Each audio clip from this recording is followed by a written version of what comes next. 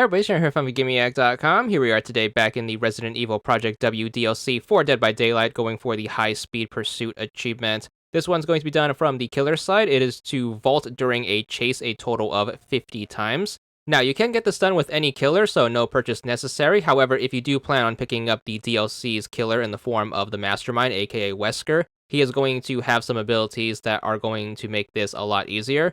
First off, he's going to be able to vault pallets, but he also has a perk that allows him to get a little speed boost whenever someone is doing a rush vault. So in order to start making progress towards this achievement, what you need to do is you need to make sure you find a survivor, and you want to make sure you start a chase with them. Your goal is to try to keep this chase going as long as possible. The survivor is going to try to slow you down either by vaulting a window or dropping a pallet.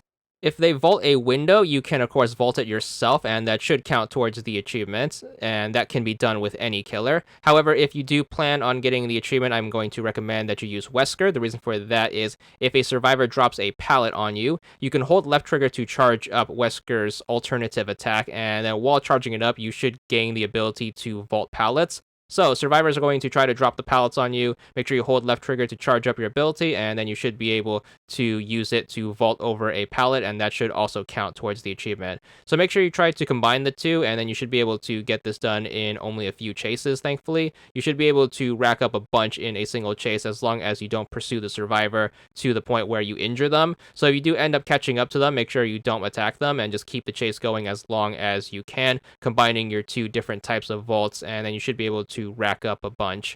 The vault itself doesn't necessarily have to be in the direction of the survivor. They just have to take place during the chase. So if the survivor goes off path, you can just do a quick vault over something. And even if it goes away from the survivor, that should also count towards the achievement.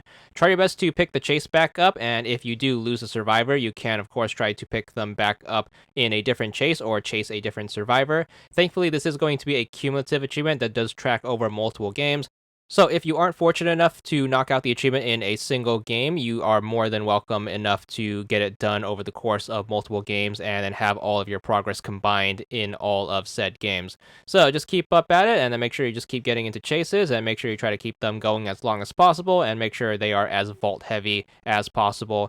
Once you do finally rack up your 50, which should take maybe about 2 to 4 games or so, depending on the length of your chases, you should be good for the achievement. There it is. This one is going to be worth 40 gamer score, and that's all there is to it.